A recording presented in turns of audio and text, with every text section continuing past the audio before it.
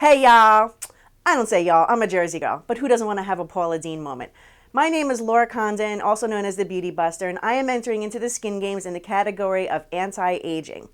I am so excited to do this, and I really can't wait to get started. It's very exciting to me to really elevate the level of aesthetics in our country and to show that estheticians matter. I have to tell you, I met this client, Lynn, a few months ago on a yoga retreat. And when I saw her, I was like, oh, I can't wait to get my hands on her. I wish I could get my hands on her and really help to improve her skin. I really was inspired by her skin. But there's that awkward moment when do I say, oh, I'd like to help you improve your skin, or am I going to get punched in the face? Because she's a Jersey girl too, so you really have to be careful what you say.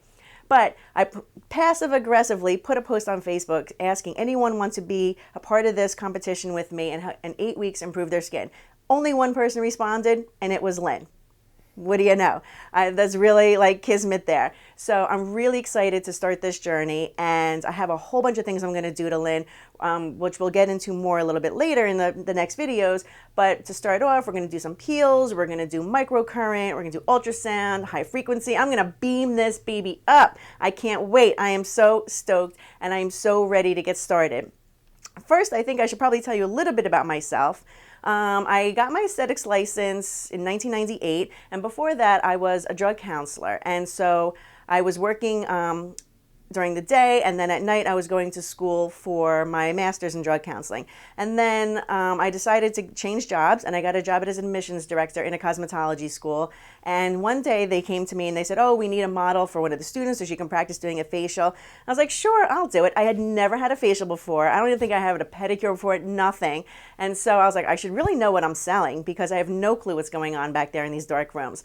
So I tried it. And I walked into the room, it was dimly lit, and the candles were going, and the music, and I got into the bed, and as soon as she started cleansing my face, it was it. I knew that's what I wanted to do for the rest of my life. I had no idea what that meant, but I knew that's what I wanted to do.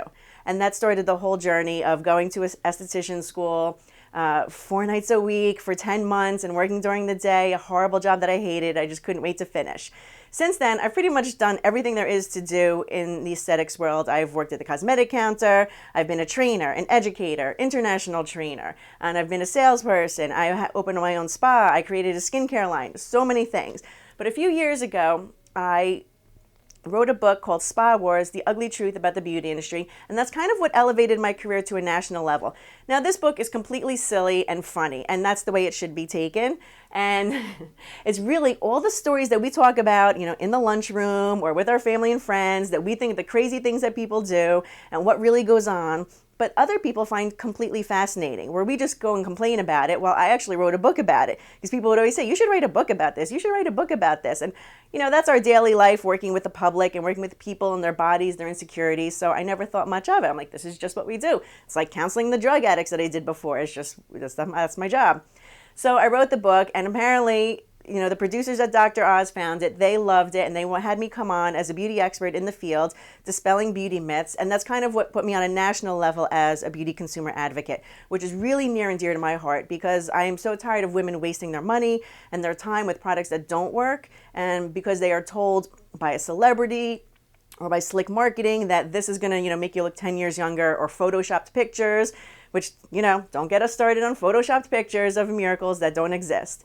So it was really important to me that show that we can do real things with skin and make real changes that don't involve Photoshop or surgery. A few things about me, as you can see behind my little wall of fame. This is my book, and I was also awarded Best Eyebrow Shaper by InStyle magazine a couple years ago. Dr. Oz, I do a lot of writing for industry magazines and bloggers, use my stories and my tips and tricks over the years. That's been really fun. I love writing a lot. I do a lot of training and marketing to spas, and also beauty awards that Teresa Giudice came to, her first appearance after her indictment, which has really got us onto page 6 of the Post and everything. It was pretty fun. And also American Spa talked about my book and how it compared it to Anthony Bourdain's Kitchen Confidentials, which is a real honor because I love that book. It's so great. But that's the kind of the vein it was in, very fun and silly.